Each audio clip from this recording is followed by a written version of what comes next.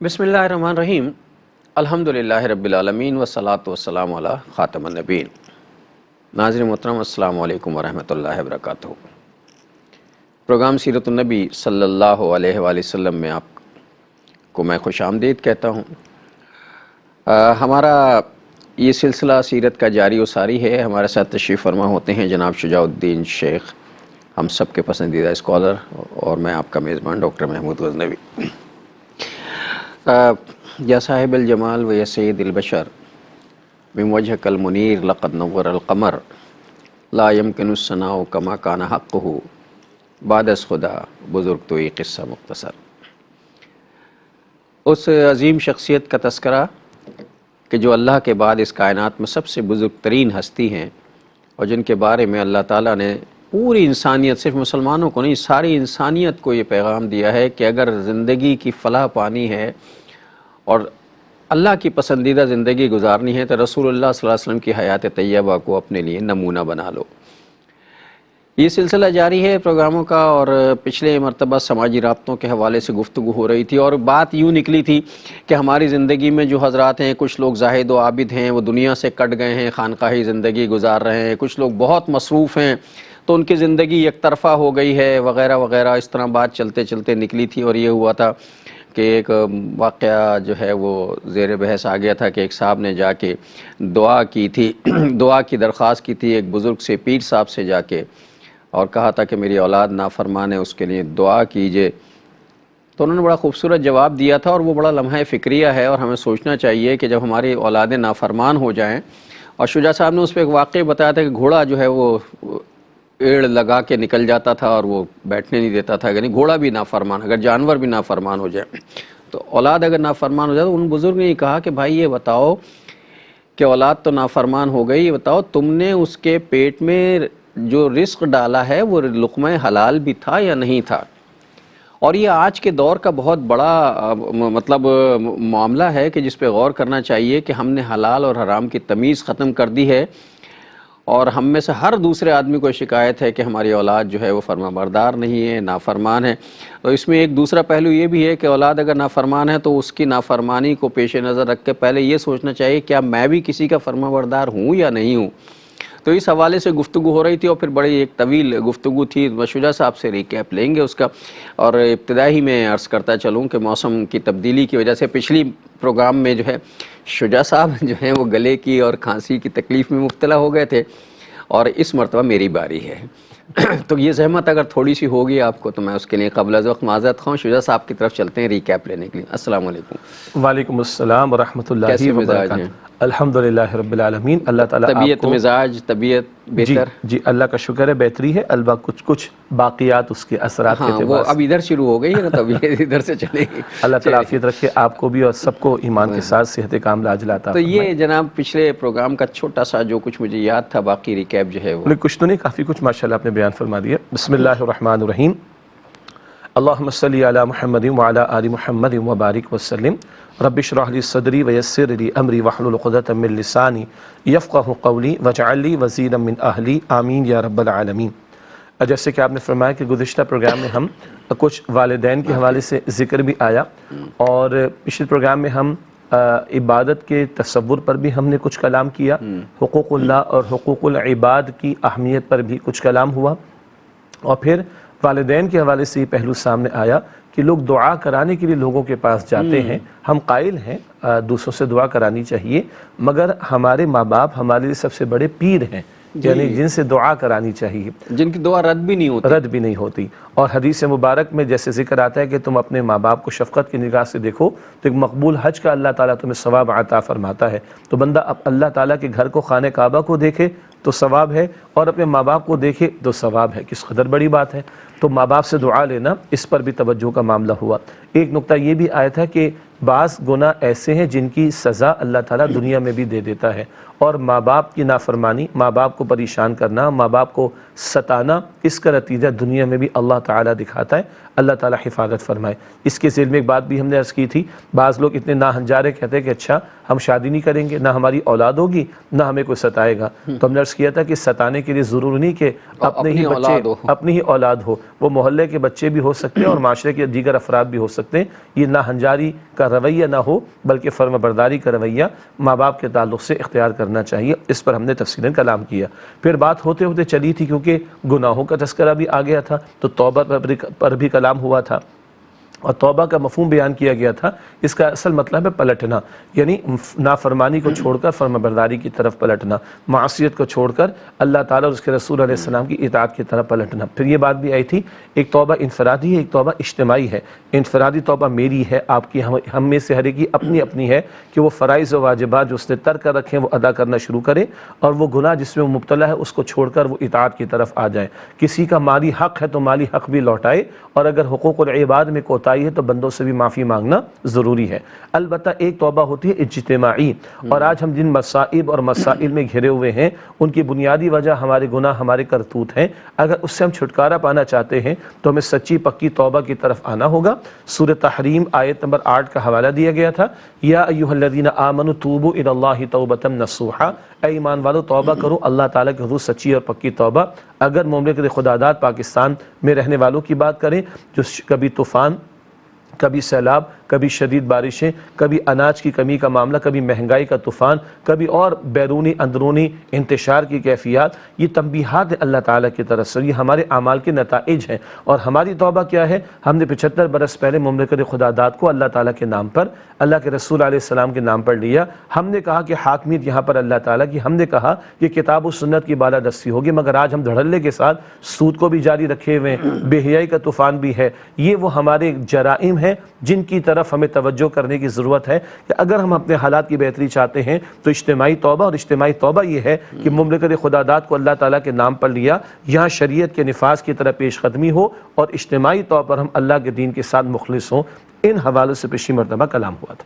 جی ناظرین محترم، تو یہ ریکیپ تھا پچھلے پروگرام کا، اور ایک بہت بڑا موضوع جو ہے وہ زیر بحث ہے، اور یہ رسول اللہ صلی اللہ علیہ وسلم کی حیات طیبہ کے حوالے سے گفتگو جاری ہے۔ اور یہ بات یہ ہو رہی تھی کہ زندگی کے تمام معاملات میں ہمیں رسول اللہ صلی اللہ علیہ وسلم کی حیات طیبہ کو مشل بنانا چاہیے، روشنی کا مینارہ بنانا چاہیے، اور دیکھنا چاہیے کہ ہماری تعلیمات کیا، آپ صلی اللہ علیہ وسلم نے کیا کیا تعلیمات ہمیں عطا فرمائی ہیں زندگی کے تمام شعبوں میں۔ اب یہ جس طرح کی باتیں ہوئی ہیں اس وقت کہ ہم نافرمانیاں کرتے ہیں، ہم توبہ نہیں کرتے، ہم رجوع نہیں کرتے، اور اس کی وجہ یہ ہے کہ اچھا کچھ چیزیں ہیں جن کو ہم یہ تصور نہیں کرتے کہ یہ اللہ کا عذاب ہے، ہم سمجھتے ہیں کہ یہ ظاہری اسباب ایسے ہو گئے ہیں تو ایسا ہو گیا ہے، حالانکہ ظاہری اسباب پیدا کرنے والا بھی مسبب الاسباب ہی ہے، وہ چاہے تو اسباب کو تنگ کر دے اور چاہے تو کشادہ کر دے۔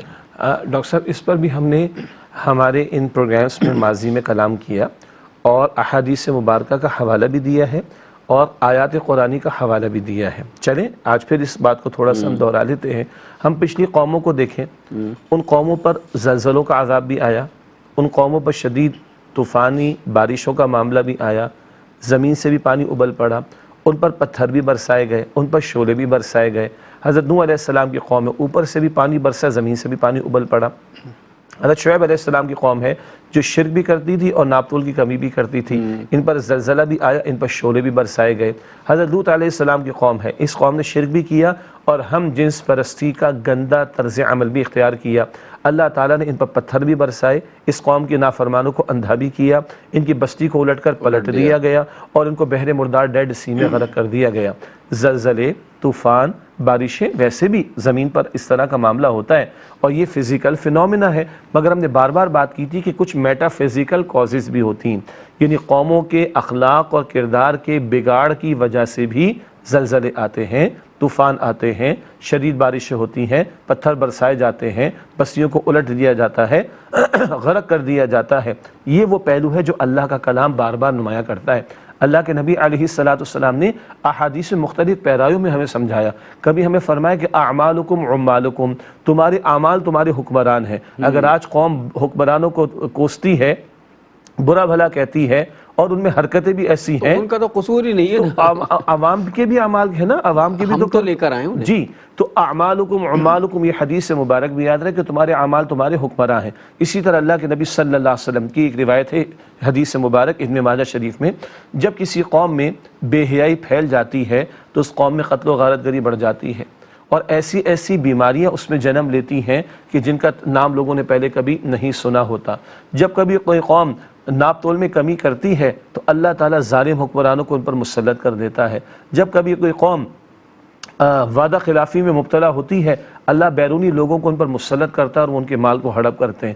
آج ہم اپنے معاملات کو دیکھ لیں، خیانت کا معاملہ، وعدہ خلافی کا معاملہ، ناپ تول کی کمی کا معاملہ، بے حیائی کے بڑھ جانے کا معاملہ، جس کی وجہ سے طرح طرح کی کیفیات ہم پر مسلط ہے۔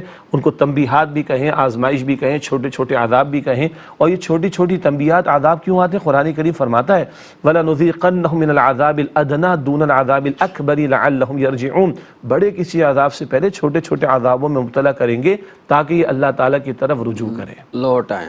ہر بڑے عذاب سے پہلے اللہ تعالیٰ انسان کو موقع دیتا ہے، ہم کہتے ہیں وارننگ ہے، ایک وارننگ ہے، چھوٹا سا عذاب آیا، پھر چھوٹا سا عذاب آیا، اور یہ سوچا کہ شاید انہیں عقل آ جائے اور یہ میری طرف لوٹ آئیں۔ اور اللہ اتنا رحیم و کریم ہے کہ وہ اپنی طرف پلٹانے کے اسباب بھی پیدا کرتا ہے خود، کہ شاید ان کو عقل آ جائے اور یہ میری طرف لوٹ آئیں، وہ معاف کر دے اور کر دے۔ لیکن ہم ڈھٹائی اختیار کر لیں، جو قومیں ڈھٹائی اختیار کر لیں پھر ان کا اللہ ہی حافظ ہوتا ہے کہ ان کے ساتھ کیا۔ اور ہم، اللہ معاف کرے، ہم وہ قومیں جنہوں نے ڈھٹائی اختیار کر لی ہے، جو اللہ سے باقاعدہ بغاوت بھی کر رہے ہیں، کھلی نافرمانیاں بھی کر رہے ہیں، وہ سب کچھ کر رہے ہیں جسے اللہ ناپسند کرتا ہے، اللہ کا رسول ناپسند کرتا ہے۔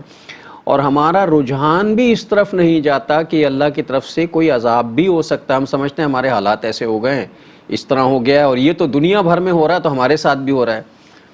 اس کے بہت سے یہ ہو رہا ہے، اور ہم اور شجاع صاحب مستقل اس بات پہ زور دیتے رہے ہیں کہ ان سب سے چھٹکارا مل سکتا ہے اگر ہم 2-3 کام کر لیں، جس میں سے پہلا کام تو اجتماعی توبہ ہے۔ جی بالکل، اگر اجتماعی توبہ کر لیں، اور کچھ ایسے بڑے جرائم جن میں ہم مبتلا ہو گئے ہیں، پتہ نہیں کیوں میرا دل بار بار یہ کہتا ہے کہ ایک بڑا جرم ہم جو کر رہے ہیں، اگر ہم اس کے تو ہماری معیشت میں بہتری آ جائے گی، اگر ہم یہ سود کی لعنت سے جان چھڑا لیں اپنی، تو ہو سکتا ہے کہ اللہ تعالیٰ اس کی نحوست کی وجہ سے ہم پہ یہ عذاب نازل کر رہا ہو۔ ہماری معیشت تنگ ہے تو دیکھیے قدرتی وسائل موجود ہیں ہمارے پاس، اللہ کا شکر ہے پاکستان کی سرزمین جو ہے وہ قدرتی وسائل سے مالا مال ہے، اس کے باوجود ہم تنگ دست ہیں۔ ہمارا 9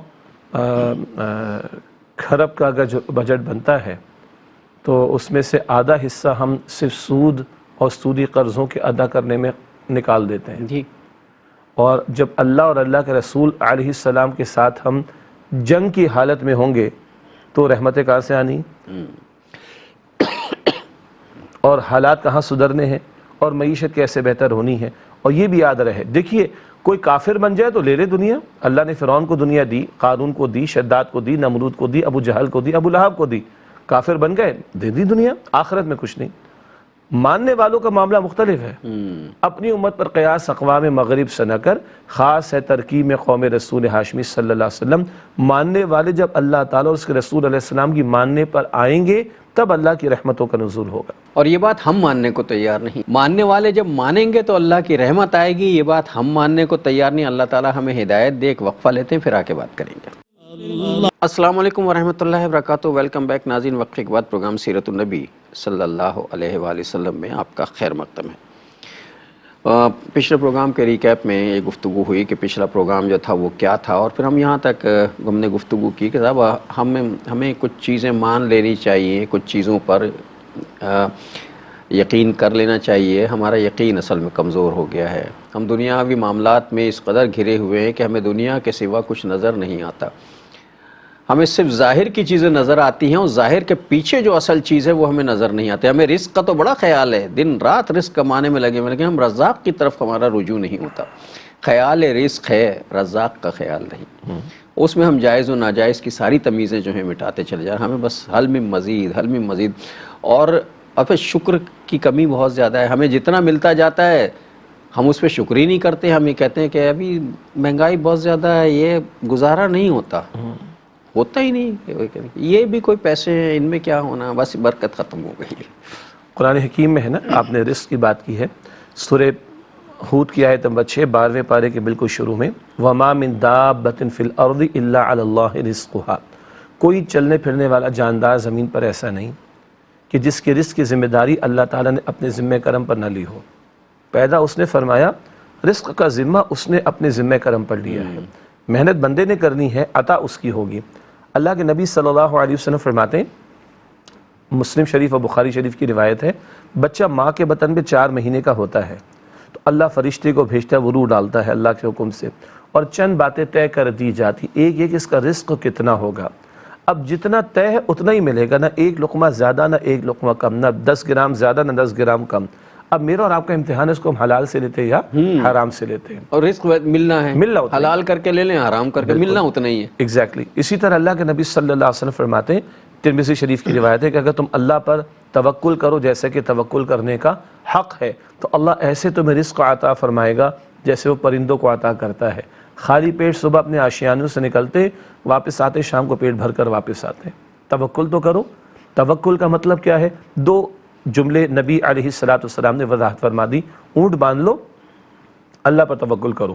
اونٹ باندھنا ہے، رسی ہو، چھوٹی ہو، موٹی ہو، پتلی ہو، بڑی ہو، نئی ہو، پرانی ہو، جو تم باندھ سکتے ہو باندھو، توکل اللہ پر کرو۔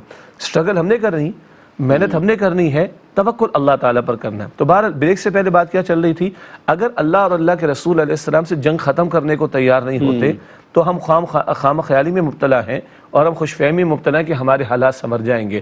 ہم کبھی غیروں کے سامنے جھکتے رہے، اب بھی شاید جھک رہے غیروں کے سامنے۔ وہ ایک سجدہ جسے تو گراں سمجھتا ہے 1000 سجدوں سے دیتا ہے آدمی کو نجات۔ اس طرح توجہ کرنے کے لیے ہم تیار نہیں ہو رہے، ہمیں 10 بہانے مل جاتے ہیں، 10 قسم کے خوف ہمیں لاحق ہو جاتے ہیں، 10 قسم کے آرگومنٹ آ جاتے ہیں، مگر اللہ تعالیٰ جب فرما دیتا ہے احل اللہ البیع وحرم الربا، اللہ نے تجارت حلال کی ہے اور اللہ نے ربا کو، سود کو حرام قرار دیا ہے، تو کیوں اس کیٹیگوریکل اسٹیٹمنٹ کے بعد ہم جھکتے نہیں ہیں اور سود کے خاتمے کی کوششیں نہیں کرتے؟ باقی تفصیل ہم نے بڑا کلام کیا ہے۔ اسی طریقے پر جو بھی آپ نے اس سے آگے جو باتیں بیان فرمائی ہیں، رزق کے حوالے سے آپ نے بات بیان فرمائی، توکل کے حوالے سے آپ نے بات بیان فرمائی، شکر کے حوالے سے آپ نے بات بیان فرمائی، تو یہ تو بندہ مومن کی سیرت کی تعمیر کے بنیادی پلرز ہیں۔ توکل کا معاملہ، جی بندہ مومن کا تو یہ بنیادی پلر ہے اس کی تعمیر سیرت کے اعتبار سے۔ شکر کا معاملہ، یہ تو اس کی تعمیر سیرت کا بنیادی پلر ہے۔ اور آپ نے وجہ فرمایا کہ مہنگائی ہے، ہم اس کی نفی نہیں کرتے بخدا، یعنی کہ پیٹ بھرا ہو اور یہ باتیں کرنا بڑا آسان ہے، مگر وہ جو اس سے گزر رہا ہے اس کو فیل کرنا مشکل ہے۔ میں اس بات سے ایگری کرتا ہوں۔ اس کے باوجود یہ عرض کرنا چاہوں گا کہ بھائی شکر کی کمی ہمارے ہاں، ناشکری کا رویہ زیادہ ہے۔ جو ملا اللہ کہتا ہے اس پہ شکر تو کر لے، جو ملا اس پر تو کر لے۔ ارے جسم ملا اس پہ شکر کر لے، یہ ہاتھ پیر چل رہے اس پہ شکر کر لے، یہ آنکھ دیکھ رہی شکر کر لے، باقی کچھ آپ کے میرے وجود پر نہ ہو۔ یہ کروڑوں کا جسم ہے، آج کا جو آرٹیفیشل اعضاء لگتے ہیں، پارٹس آف باڈی، ہاتھ لگوا لو مصنوعی، کان لگوا لو، یہ لگوا لو، دل لگوا لو، فلاں لگوا لو، کروڑوں کے خرچے اس کے اوپر۔ مطلق یہ باڈی جو ماسٹر پیس ہے اللہ تعالیٰ کی کریشن کا، یہ اللہ کی بڑی نعمت ہے۔ اور اللہ فرماتا ہے لَإِن شَكَرْتُمْ لَأَزِيدَنَّكُمْ، شکر کرو کہ اور دوں گا، مزید دوں گا۔ مراد فارمولہ ہے کہ جو ملا اس پہ شکر کرو، اس کا ادراک کرو، احساس کرو اور اس پہ اللہ کا شکر ادا کرو۔ اللہ کہتا ہے مزید دوں گا، وَلَئِن كَفَرْتُمْ، اور اگر تم ناشکری کرو گے اِنَّ عَذَابِي لَشَدِيدٌ، تو بے شک میرا عذاب بھی بڑا شدید ہوگا۔ یہ لین دین کا معاملہ ہے اور اس میں ذاتی طور پہ آپ تجربہ کر کے دیکھیں، بعض اوقات ایسے حیرت انگیز نتائج اس کے آتے ہیں کہ یقین نہیں آتا۔ جو کچھ اللہ نے دیا ہے اس پہ شکر کریں۔ بعض اوقات یہ ہوتا ہے کہ دیکھنے میں رزق بہت کم لگ رہا ہوتا ہے، اتنا سا ہے، لیکن بسم اللہ کر کے اگر شروع کرو کہ اللہ کا شکر ہے تو اسی میں پیٹ بھی بھر جاتا ہے سب کا، اہل خانہ کا، سب کچھ ہوتا ہے، بچ بھی جاتا ہے۔ کبھی کبھی ہم یہ سوچتے تھے کہ حضور صلی اللہ علیہ وسلم جیسے ایک دیگچی بن رہی ہے اور اس کو پورا لشکر کو کھلا دیا اور کھانا وہیں ویسے کا ویسے ہی موجود ہے۔ یہ آج بھی ہوتا ہے کہ کھانا بہت تھوڑا سا ہے لیکن شکر اللہ کا کیا، مطلب یہ نہیں ہوا کیا ہوگا کیسے ہوگا، اللہ کا شکر، اللہ تعالیٰ برکت ڈالے گا، اور اللہ ایسی برکت ڈالتا ہے کہ پیٹ بھر جاتا ہے، اس کے باوجود وہ کھانا بچ جاتا ہے۔ جی میں چاہ رہا تھا یہی لفظ آپ کی زبان پر آ جائے جس پر ہم نے پہلے بھی کلام کیا تھا، برکت آ جاتی ہے، اور اس پر ہم نے کلام کیا۔ اچھا مال میں بھی برکت آتی ہے، رزق میں بھی برکت آتی ہے، اور اللہ تعالیٰ سارے معاملات میں برکت ڈالتا ہے۔ اولاد میں برکت، اوقات میں برکت، اعضاء میں برکت، صلاحیتوں میں برکت، معاملات میں برکت، رویوں میں برکت، وغیرہ وغیرہ۔ اچھا ایک بات، اللہ کے رسول علیہ السلام کا جو ذکر خیر ہوا، وہ تو ہے معجزہ، وہ معجزہ ہے. لیکن اسی سے برکت کا ایک نقطہ سمجھیں گے تھوڑی دیر میں انشاءاللہ. پھر دوران برکت کیا ہے؟ برکت کا لفظ خاص اللہ تعالیٰ سے متعلق ہے. تبارک الذی بیدہ الملک، برکت والی ذات ہے اللہ تعالیٰ کی جس کے ہاتھ میں کل بادشاہت کا اختیار ہے. اچھا، برکت براہ راست اللہ تعالیٰ کے ساتھ وابستہ ہے. کیا مطلب ہے برکت کا؟ کسی شے میں، وہ مال ہو، جان ہو، وقت ہو، صلاحیت ہو، اوقات وغیرہ، کسی شے میں غیر محسوس طریقے پر اللہ کی طرف سے نصرت اور تائید کا آنا، جس سے اس میں بڑھوتری اور نشو و نما غیر محسوس طریقے پر ہو جائے، اس کو برکت کہا جاتا ہے. غیر محسوس کا مطلب کیا ہے؟ جس کو آپ فرما رہے تھے کہ ظاہر کے اعتبار سے مقدار کم، ظاہر کے اعتبار سے مقدار کم، اثرات کے اعتبار سے اس کا فائدہ زیادہ، یوٹیلیٹی، افادیت بڑھ جائے، افادیت بڑھ جائے. اب یہ نظر نہیں آ رہا، کوانٹیٹیو انداز سے نظر نہیں آ رہا، لیکن کوالٹیٹیو انداز سے کہیں. اب یہ انگریزی کا جملہ لفظ بھی ہلکا پڑ جائے گا برکت کے لیے. کوالٹیٹیو کا مطلب ہے معیاری، معیار کے اعتبار سے، اور کوانٹیٹیو کا مطلب ہے کہ مقدار کے اعتبار سے. مقدار کے حساب سے کم ہے، معیار کے حساب سے زیادہ ہو جاتی ہے. اچھا، اب اگلی بات، جیسے میں نے عرض کیا کہ برکت کا تعلق ذات باری تعالیٰ سے ہے. جتنا اللہ تعالیٰ کے ساتھ تعلق مضبوط ہوگا، ہمارے معاملات میں برکت بڑھتی جائے گی. دوبارہ، برکت کا تعلق براہ راست اللہ تعالیٰ کی ذات سے ہے، اور کسی شے میں غیر محسوس طریقے پر اللہ کی نصرت، اللہ کی تائید، اللہ کی مدد کا شامل ہونا، بڑھوتری، یہ برکت ہے. تو اس کا تعلق ذات باری تعالیٰ کے ساتھ ہے. اور اس پوری کائنات میں اللہ تعالیٰ کے ساتھ سب سے مضبوط ترین تعلق رسالت مآب صلی اللہ علیہ وآلہ وسلم کا ہے. چنانچہ 23 برس کی کوانٹیٹی کے اعتبار سے، تعداد کے اعتبار سے 23 برس کی مختصر زندگی آغاز وحی کے بعد، مگر کام وہ ہے جو تاریخ انسانی میں کبھی نہیں ہو. کوالٹی کے انداز سے دیکھیں جی. اسی طرح ایک شب دیکھ لیں معراج کی، بلکہ شب بھی کیا ہے؟ رات کا مختصر حصہ، اور کائنات کی سیر کرا دی گئی. تو یہ ہے برکت کا معاملہ جو سب سے بڑھ کر رسالت مآب کی زندگی میں صلی اللہ علیہ وسلم. اب ہماری زبان پر اللہ کا نام ہو، تھوڑا بھی ہے بسم اللہ وعلی برکت اللہ، تھوڑا بھی ہے قدر کرنی ہے. میرے پاس ہے، بہت سو کے پاس یہ بھی نہیں ہے. یہ قدر مالک تو نے مجھے دیا، یہ میرا کمال نہیں ہے، تیری عطا ہے، اور تیرا نام لے کر میں کھا رہا ہوں. کما بھی رہا تھا تو حلال کما رہا تھا، تیرا حکم مان کر حلال کمایا ہے، سامنے موجود ہے، خواہ وہ بظاہر تھوڑا ہے، اور دنیا کے جو سٹینڈرڈز ہیں ان کے مطابق مہنگا نہیں بڑھا، سستا سا ہے، مگر اس پر اللہ کا نام لیا جا رہا ہے. تو یہ افادیت کے اعتبار سے کفایت کرے گا، بلکہ فائدہ مند بھی ہوگا. حلال کماؤ. رسولوں کو کہا گیا، سورہ المؤمنون میں ہے، یا ایھا الرسل کلوا من الطیبات واعملوا صالحا، اے رسولوں پاکیزہ چیزیں کھائیے اور نیک عمل کیجیے. اور علماء نے لکھا کہ پاکیزہ جب وجود میں جائے گا، حلال و پاکیزہ وجود میں جائے گا تو نیک اعمال کی توفیق بھی ملے گی. تو اب اگر حلال وجود میں جائے گا، اللہ کے نام کے ساتھ جائے گا، تو اس میں ہمارے لیے فائدہ بڑھے گا، تھوڑا بھی کفایت کر جائے گا. حدیث شریف ہم نے پہلے بھی ذکر کی، مہمانوں کے حوالے سے کئی مرتبہ ہو جاتا ہے. آج کل تو آسانیاں ہیں، ہر بندہ میسج کر کے کانٹیکٹ کر کے ہی آ رہا ہوتا ہے، اور یہی مناسب بات ہے. لیکن کبھی ایسا بھی ہوتا ہے ویسے ہی کوئی آ گیا، تو حدیث مبارک میں آتا ہے کہ تم پریشان نہ ہوا کرو، ایک کا کھانا 2 کے لیے ہو جاتا ہے، 2 کا کھانا 4 کے لیے. حدیث کے الفاظ، یہ کافی ہو جائے گا. تم کیا نعمت، تم کیا مانو، یہ مہمان کس نے بھیجا ہے؟ اللہ نے. اس کا رازق بھی کون ہے؟ اللہ. تو عطا اللہ کرنے والا ہے. جو تھوڑا اس کو رکھ دو، 1 کا 2 کے لیے، 2 کا 4 کے لیے کافی ہو جائے گا. اگین وہی بات ہے، اللہ کی طرف توجہ کا معاملہ، اللہ کے ذکر کا معاملہ، اللہ پر توکل کا معاملہ، اللہ کو یاد رکھنے کا معاملہ. جتنا یہ تعلق اللہ کے ساتھ مضبوط، اتنا ہمارے امور اور معاملات میں برکت بڑھتی چلی جائے گی انشاءاللہ. ناظرین، برکت کا معاملہ بڑا مختلف ہے. سوچنے کا انداز بدل جائے، مطلب کھانا ہے، تھوڑا سا ہے، اور اگر ہم یہ سوچیں اتنا سا کھانا ہے، ہمارا کیا ہوگا، معاملہ ختم ہو جائے گا. اگر ہم یہ کہیں کہ ماشاءاللہ بہت ہے، اللہ برکت ڈالے گا اس میں، اور بسم اللہ اللہ برکت اللہ کہہ کے شروع کریں، آپ درجن مرتبہ آپ تجربہ کر کے دیکھیں. وہ کھانا جسے ہم فرض کر رہے تھے کہ بہت تھوڑا سا ہے، اس میں ہم سب کے پیٹ بھر جاتے ہیں، بعض اوقات بچ بھی جاتا ہے، حیرت انگیز طور جی. تو کہ ایک تو ہماری سوچ بدل جاتی ہے، ہمارے سوچنے کا انداز بدل جاتا ہے، اور پھر اللہ تعالیٰ نے انسان کی باڈی کو اس طرح بنایا ہے کہ جس طرح وہ سوچ رہا ہوتا ہے اندر اسی طرح کے جو ہے وہ انزائمز بننا شروع ہو جاتے ہیں. مطلب بھوک کو وہ کم کر دیں گے، مٹا دیں گے. یہ تو فزیکل معاملات ہے، لیکن اصل میں یہ سارے معاملات اس لیے ہے کہ اللہ نے اس میں برکت ڈال دی. وہ انزائم جو ہے یہ سب بات کی باتیں ہیں، وہ اللہ برکت ڈال دیتا تو وہ انزائم بھی بننا شروع ہو جاتے ہیں، اس طرح کی صورت جو ہے وہ پیدا ہو جاتی ہے۔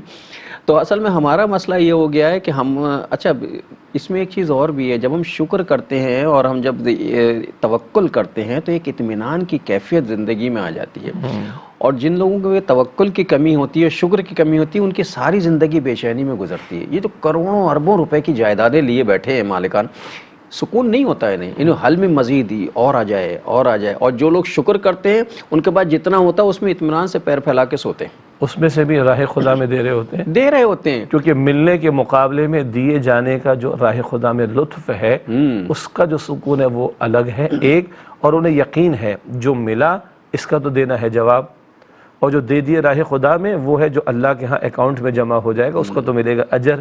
یہ ایمان الگ ہی شے ہے، یعنی عجیب شے ہے، یہ عجیب پرسنالٹی کو ڈیولپ کرتا ہے۔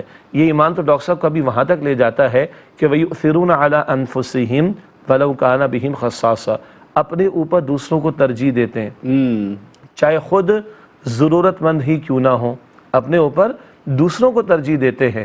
جو مشہور واقعہ مدینہ شریف کے پڑوسیوں کا کہ ایک گھر سے کھانا چلا اور ہوتے ہوتے ساتویں گھر اسی میں آ گیا جہاں سے چلا تھا۔ یہ کون لوگ تھے؟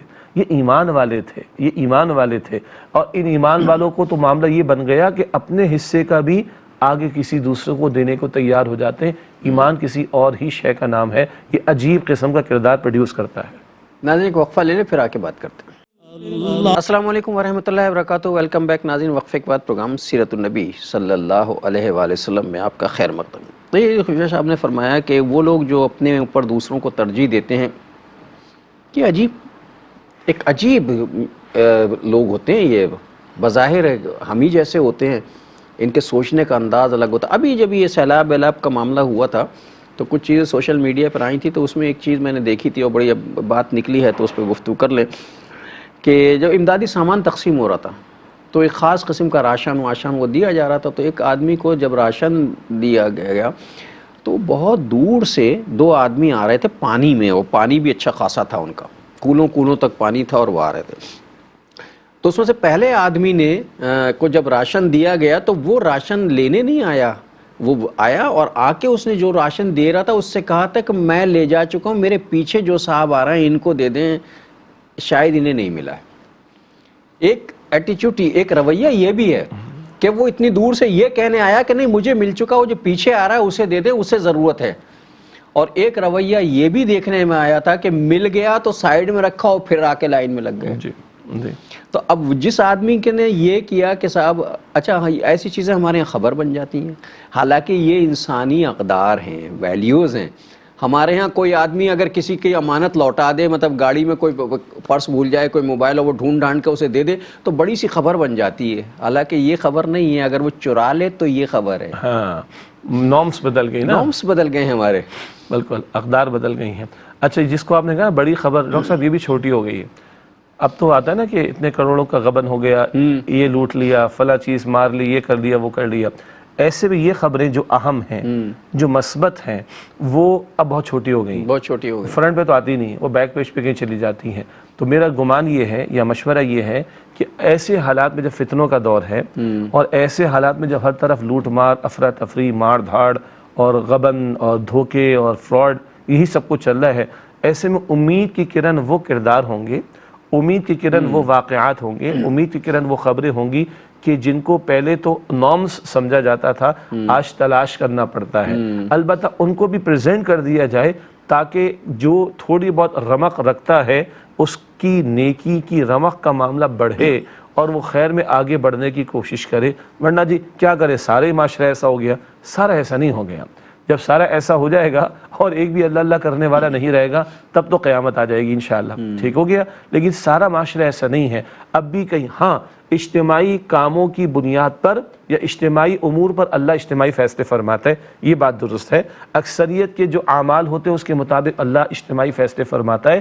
البتہ اکثریت کو جو ہم چاہتے ہیں، اور ہم اور آپ، کہ توبہ کرے اصلاح کرے اس کے سامنے اس سن 2022 کے بھی کریکٹرز ہونے چاہیے جن کو دیکھ کر ان کو حوصلہ ملے کہ نہیں، آج بھی موقع ہے کہ نیکی کی جا سکتی ہے، آج بھی موقع ہے کہ سادگی کے ساتھ زندگی گزاری جا سکتی ہے، آج بھی ایسے رول ماڈلز سوسائٹی میں موجود ہیں جن کو دیکھ کر بندہ کم پہ گزارے کے لیے اپنے آپ کو آمادہ کر سکتا ہے، جن کا حوالہ دے کر اپنے گھرانوں کو ہم ترغیب اور تشویق دلا سکتے ہیں۔ یہ بھی تو سادگی پر، یہ بھی تو حرام نہیں کھا رہے، یہ بھی تو کم پہ گزارا کر رہے ہیں، یہ بھی تو لوٹ مار میں مبتلا نہیں ہیں، یہ بھی تو اسی پرفتن دور کے اندر جی رہے ہیں، ان کے گھرانے میں بھی تو دیکھو یہ اقدار موجود ہیں۔ تو میں سمجھتا ہوں کہ ایسی باتیں تو ہم کر رہے ہیں آیات قرآنی کی روشنی میں، ایسی ترغیب ہم احادیث مبارکہ کی روشنی میں تو پریزنٹ کر رہے ہیں جو ہمارے لیے سب سے بڑی دلیل ہے۔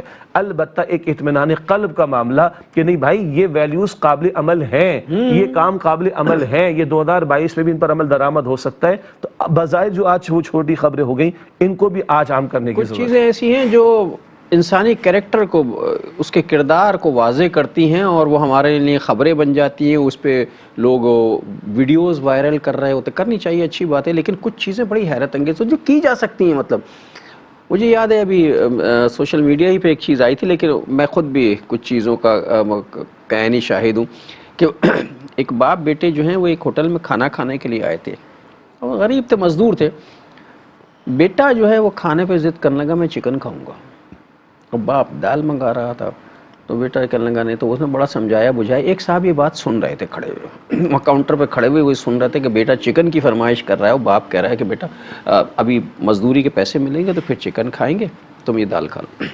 یہ صاحب اس کے برابر میں بیٹھ گئے ٹیبل پہ جا کے، اور انہوں نے چکن کا آرڈر دے دیا، اور وہ ٹھیک ٹھاک طریقے سے چکن کا آرڈر دے کے، اور خود ہی ایک فیک کال جو ہے اپنی فون پہ کی، اور فون کر کے کہنے لگا اچھا، کہنے لگا بھائی وہ بڑا ذرا ایمرجنسی ہو گئی ہے اور مجھے گھر جانا ہے، یہ کھانا اگر آپ کھا لیں، پیمنٹ میں اس کی کر چکا ہوں تو بڑی نوازش ہوگی ورنہ ضائع ہو جائے گا، اور یہ کہہ کے اٹھ کے چلے گئے کاؤنٹر پہ پیمنٹ کر کے۔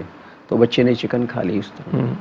تو یہ وہ کیریکٹرز ہیں جو ہم، یہ کام میں بھی کر سکتا ہوں، ہم کیوں نہیں کرتے؟ کیوں نہیں کر سکتے؟ یہ کام ہم بھی کر سکتے ہیں۔ ہم بڑے بڑے ریسٹورینٹ میں آج کل تو پورا شہر جو ہے وہ فوڈ اسٹریٹ میں تبدیل، میں صرف اپنے شہر کی بات کر رہا ہوں، باقیوں کا مجھے نہیں پتہ۔ نہیں معذرت کے ساتھ، آپ تو خیر گھومتے رہتے ہیں پورے ملک میں۔ جی کیا بڑے، کیا درمیانے، کیا نسبتاً چھوٹے، یہ جو آن لائن کا کانسیپٹ اور فوڈ آن لائن اور یہ سارا کچھ کانسیپٹ جو ہے بڑا ٹھیک ٹھاک چل رہا ہے۔ آگے آپ فرمائیے۔ بھائی میں تو مطلب کنویں کا مینڈک ہوں نا، میں کراچی میں رہتا ہوں، آج کل بہت زیادہ دوسرے شہروں میں شجاع صاحب کا کوئی ہفتہ ایسا نہیں گزرتا یہ مختلف شہروں میں نہ ہو، یہ مسافر آدمی ہمارے پاس بھی آ جاتے ہیں کبھی کبھی۔ آپ کی اجازت سے، لیکن ناظرین کی یاد دہانی یا وضاحت کے لیے یہ میں نے مشاہدے کی بات کی ہے، استفادے کی بات نہیں ہے، کھانے کی بات نہیں، کھانے کی بات نہیں، لیکن مشاہدہ اس لیے کہ شجاع صاحب جاتے ہیں مختلف شہروں، ہم بھی جاتے ہیں لیکن آج کل ذرا کم جانا ہو رہا ہے۔ پورا شہر بلکہ پورا ملک فوڈ اسٹریٹ میں تبدیل ہو چکا ہے، اور یہاں ہم ہزاروں روپے کے آن لائن آرڈر دیتے ہیں، اور ریسٹورینٹ میں بھی جا کے، فوڈ اسٹریٹس پر جا کے ہم ہزاروں روپے کے کھانے جو ہیں وہ کھاتے ہیں، اور سینکڑوں روپے کے اس میں سے بچا کے چلے آتے ہیں۔ اور انہی ریسٹورانوں کے باہر جو ہے کچھ لوگ اس آس میں بیٹھے ہوتے ہیں کہ شاید آپ چلتے وقت کوئی بچا ہوا روٹی کا ٹکڑا یا سالن انہیں دے دیں گے، لیکن ہمیں یہ توفیق نہیں ہوتی۔ بہرحال اس کے بہت سارے پہلو ہیں، بعض حضرات کو ہم نے دیکھا، اور یقیناً آپ کا بھی تجربہ ہوگا، ہمارے ناظرین کا بھی، ہم اس بحث میں بھی نہیں جا رہے کہ کتنا آؤٹنگ ہونی چاہیے نہیں ہونی چاہیے، گھر کے کھانے کی کیا افادیت ہے وغیرہ وغیرہ، ہم اس بحث میں نہیں جاتے، لیکن ایسے مواقع پر بھی ہم نے بعض ایون نوجوانوں کو بھی دیکھا ڈاکٹر صاحب، یعنی دو تین قسم کے رویے ہوتے ہیں۔ ایک یہ کہ جب کھا لیا تو جو بچا تو ویٹر کو، یہ جو بھی سروس پہ ہے بندہ، اس کو کہتے ہیں کہ بیٹا اس کو الگ الگ پیک کر دو، روٹی الگ پیک کر دو، چاول الگ پیک کر دو، سالن الگ پیک کر دو، اور اس ویٹر کو 50-100 روپے دے بھی دیتے ہیں، وہ ٹھیک ہے جی۔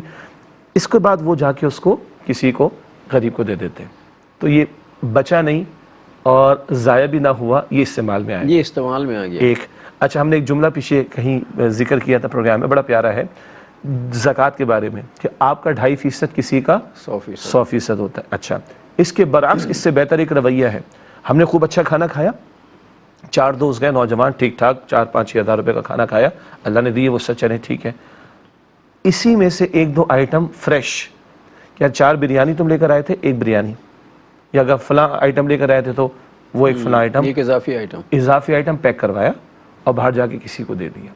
تو ایک انسان کے اندر کچھ تو ہے نا رمق اندر کی، یہ مختلف مواقع ہوتے ہیں نیکی کے اعتبار سے، اور کچھ اس سے دو ہاتھ آگے کہ بھائی قوم کی ایک عظیم اکثریت تو غربت کی سطح کے نیچے رہ رہی ہے، ہم تو حلوے مانڈے کے چکر میں پڑے ہوئے اور مرغ مسلم کے چکر میں پڑے ہوئے، لوگوں نے ایک وقت کا کھانا ہی چھوڑ دیا ہے، دوپہر کا کھانا ہی لوگ نہیں کھاتے ہیں، ٹھیک ہے؟ تو نہیں بھائی، ہماری عزت نفس یا ہماری خودداری یا ہمارا وقار گوارا نہیں کرتا کہ اب یہ ہزاروں روپے کے کھانے باہر جا کر ہم کھائیں، تو کچھ لوگوں نے وہ چھوڑ ہی دیا ہے، کبھی کبھار ہو گیا تو ٹھیک ہے، اصل اس کے لیے ضمیر کا زندہ ہونا ضروری ہے نا۔ اور یہ ہم اپنے اماؤنٹس میں سے بچا کر کسی کے لیے راشن کا، کسی کے لیے اس کا بندوبست کریں گے، تو درجے میں اوپر بڑھتے چلے جائیں نا، اور اس میں کہیں کوئی خیر نظر آ جائے، کوئی ضائع نہیں کر رہا، اپریشیٹ کر لیں، کوئی کچھ بچتا ہے پھینکتا نہیں کسی کو دیتا ہے، اپریشیٹ کر لیں، کوئی فریش لے کے کسی کو دلواتا ہے، اپریشیٹ کر لیں، کوئی اپنا وہ جس کو آپ نے فیک کال کہا یہ رویہ اختیار کرتا ہے، اور کوئی اور آگے بلند درجے پر جاتا ہے کہ نہیں اب یہ میں کیسے گوارا کروں کہ میرے معاشرے کے 60% لوگ بھوک کی سطح پر زندگی بسر کر رہے ہوں اور میں مرغ مسلم میں اتنا پیسہ لگا رہا ہوں، میں اپنا ہلکا کر لیتا ہوں۔ کتنے لوگوں کو آپ بھی جانتے ہیں، میں بھی جانتا ہوں، دوز ہو کین افورڈ، شادی بیاہ کے مواقع آتے ہیں اور مواقع آتے ہیں گھروں کے اندر خوشی کے، وہ ہزاروں کو کھانا کھلا سکتے ہیں، نہیں بھائی 50 لوگوں کو گھر میں کھلا دیں گے، یہ اتنا جو اللہ نے مال دے رکھا اللہ کی نعمت ہے، ہم کوشش کریں گے ان تک پہنچائیں کہ جو ان کھانوں کو سال میں ایک دفعہ بھی دیکھنے کی پوزیشن میں نہیں ہوتے۔ بعض گھروں میں ناظر یہ حقیقت ہے، بعض گھروں میں مہینوں گوشت نہیں پکتا، اور اب تو اللہ معاف کرے صورتحال یہ ہوگی شاید اب سبزی بھی نہ پکا کرے، جی، کیونکہ سبزی کے ریٹ بھی انتہائی ہائی ہو گئے۔ میں عرض کرنے لگا جب چکن اور دال کی بات کر رہے تھے نا، ڈیول ہے بالکل، ایگزیکٹلی، مطلب چکن جتنی ہے کم و بیش دال بھی وہیں پہنچ گئی ہے جی اور سبزی بھی وہیں پہنچ گئی ہے۔ جی، تو اب تو یہ کہ پہلے تو یہ کہتے نا بھائی کیا چٹنی روٹی کھا رہے ہیں، اب کوئی چٹنی کھا کے دکھائے 1000 روپے کلو ہے لال مرچ، اللہ، لال مرچ 1000 روپے کلو، جی، کیسے ممکن ہے کہ آدمی جو ہے وہ چٹنی سے روٹی کھا لے گا یار؟ تو ایسے میں ذمہ داری معاشرے کے ان لوگوں کی بڑھ جاتی ہے جنہیں اللہ تعالیٰ نے وافر مقدار میں دے رکھا ہے، جن کی گزر بسر ہونے کے بعد بھی بچ جاتا ہے، ان کی ذمہ داری بڑھ جاتی ہے کہ وہ لوگ جو 1000 روپے کلو کی سرخ مرچ خرید نہیں سکتے، بچوں کو چٹنی نہیں کھلا سکتے، وہ یہ ساری چیزیں وہ کھانے کہاں سے کھلائیں گے؟ اور پھر وہی گھوم پھر کے بات آ جاتی ہے کہ یہ جو معاشرے میں اس طرح کی صورتحال پیدا ہوئی ہے، یہ جو اسے بے برکتی کہیے، بے برکتی ہوئی ہے، وہ صرف اس وجہ سے ہوئی ہے کہ ہم نافرمان بھی ہوئے ہیں، ناشکرے بھی ہیں، اور ناشکری کی وجہ سے اللہ تعالیٰ کی طرف سے وَلَئِن كَفَرْتُمْ إِنَّ عَذَابِي لَشَدِيدٌ ہم نے بات کی، اور اگر تم ناشکری کرو گے تو اللہ تعالیٰ فرماتے میرا عذاب بھی بڑا شدید ہوگا۔ اور آپ نے اشارہ کیا تھا ابتدا میں پروگرام میں کہ یہ عذاب کہیں، تنبیہات کہیں، وارننگ کہیں، اس کی مختلف نوعیت کی کیفیات ہوتی ہیں۔ آپ بڑے شہروں میں جو ٹریفک کے معاملات ہیں وہ دیکھ لیجئے، ٹھیک ہے، سڑکوں کی حالت ہمارے شہر کراچی کے اندر آپ دیکھ لیجئے، اسی طرح گیس کی صورتحال کا معاملہ آپ دیکھ لیجئے، یعنی آپ ہر طرح مشکل میں رہیں گے، یعنی اللہ تعالیٰ کی نافرمانی کریں گے، ناشکری کریں گے تو کسی نہ کسی مشکل میں رہیں گے آپ، اور کبھی ایسی مشکل بھی آ جاتی ہے کہ جسے جھیلنا ہی پڑتا ہے، جیسے اس وقت مشکل یہ ہو گئی ہے کہ پروگرام کا وقت ختم ہو گیا۔ اگلا پروگرام ہم یہیں سے شروع کریں گے انشاءاللہ۔ میں شجاع صاحب سے درخواست کروں گا کہ آج کی حدیث ہدیہ کر دیں۔ نبی اکرم صلی اللہ علیہ وسلم نے ارشاد فرمایا کہ مومن کا معاملہ بہت ہی عجیب یعنی عمدہ ہے، اس کے ہر معاملے میں خیر ہے، نعمت ملتی ہے اللہ کا انعام سمجھتا ہے، شکر کرتا ہے، خیر ہی خیر، مصیبت آتی ہے اللہ کا فیصلہ مانتا ہے، صبر کرتا ہے، خیر ہی خیر ہے، اور آپ نے فرمایا کہ یہ کیفیت مومن کی سوا کسی کو نہیں مل سکتی۔ اللہ تعالیٰ یہ مؤمنانہ صفات مجھے آپ کو ہم سب کو عطا فرمائے، آمین۔ اور ناظرین محترم، اس کے ساتھ ہی ہمارے آج کے پروگرام کا وقت ختم ہوا۔ جناب شجاع الدین شیخ اور اپنے میزبان ڈاکٹر محمود غزنوی کو اگلے پروگرام تک کے لیے اجازت دیجیے۔ اللہ نگہبان، والسلام علیکم ورحمۃ اللہ وبرکاتہ۔